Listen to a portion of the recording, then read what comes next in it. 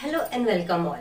Now today's class is on the price elasticity demand measured by arc method. So without wasting our precious time, let's start the class.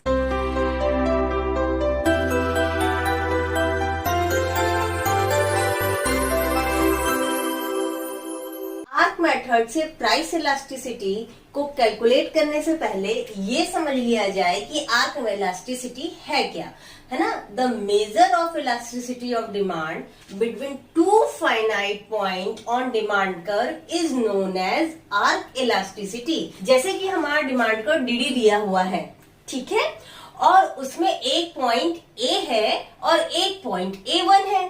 ये जो दो point हैं, इन दो point की जो study है that is the arc study, arc elasticity. जो formula है हम लोग के पास वो क्या फॉर्मूला है कि देखो इलास्टिसिटी को तो माइनस में रहता है ना ये, उसके बाद फॉर्मूला हमारा डाला जाता है, क्या होता है delta Q divide by delta P multiply P divide by Q.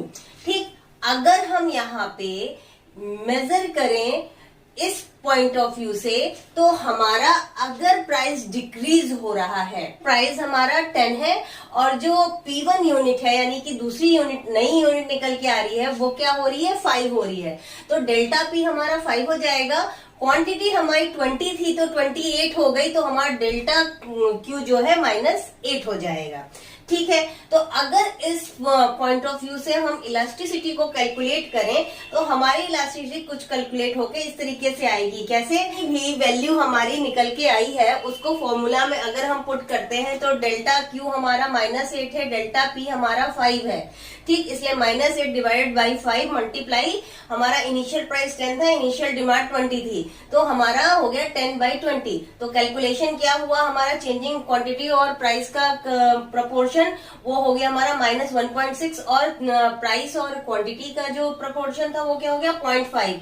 तो हमारा टोटल इलास्टिसिटी निकल के क्या आ गई, ये हमारे आगे 0.8, यानी कि ये लेस इलास्टिक डिमांड का एक एग्जाम्पल है। अगर इसका रिवर्स केस करें तो जो इनिशियल प्राइस है वो 5 है और जो न्यू प्राइस है वो 10 है, तो हमारी जो चेंजिंग प्राइस यानी डेल्टा पी है वो क्या निकल के आएगी -5 आएगी ना, -5। कैलकुलेट करके देख लो, इतना तो तुम लोग अभी प्रीवियस कैलकुलेशन से समझ ही गए होंगे।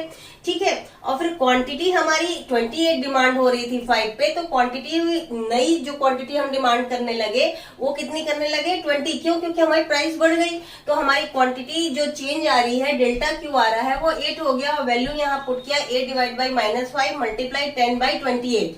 ठीक है, तो ये क्या हो गया हमारा -1.6 मल्टीप्लाई 3.6, यहाँ पे हमारी वैल्यू निकल के आई 0.58।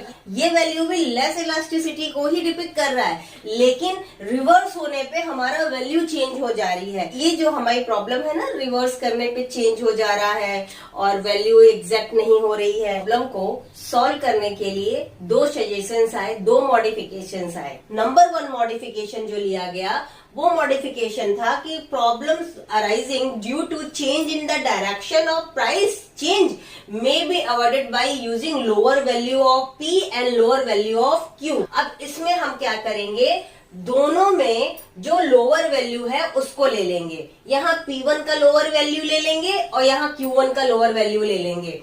ठीक, तो हमारा डेल्टा Q 8 और डेल्टा P -5 हो गया हमने, तो क्या निकल के आया हमारा यहाँ पे इलास्टिसिटी 0.4। ये भी हमारी लेस इलास्टिक डिमांड कहलाएगी। ठीक है, तो ये मेथड क्या है, this method is devoid of logic as the choice of lower value of P and Q is arbitrary, है ना, इसको एक आर्बिट्रेरी माना जा रहा है and it is not accordance with the rule of calculation of percentage changes. ये जो परसेंटेज चेंज हो रहा है इसके रूल के अकॉर्डेंस में बिल्कुल भी नहीं है।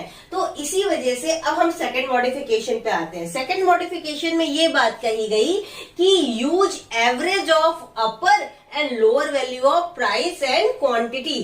तो हमारा यहाँ पे क्या हो गया, देखो 20 -28 तो हमारा डेल्टा क्यू आ गया। ठीक, अब प्राइस की बात करें तो 10 - 5 हमारा यहाँ पे क्या आ गया, डेल्टा P आ गया, तो वैल्यू क्या आ गई -8 डिवाइड बाई 5। अब हम यहाँ पे बात कर रहे हैं average of upper and lower value of P and Q.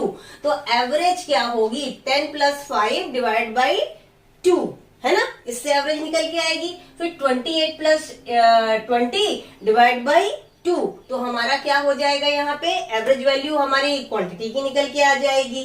ठीक, तो क्या हो गया वो यहाँ पे वैल्यू 7.5 डिवाइड बाई 24।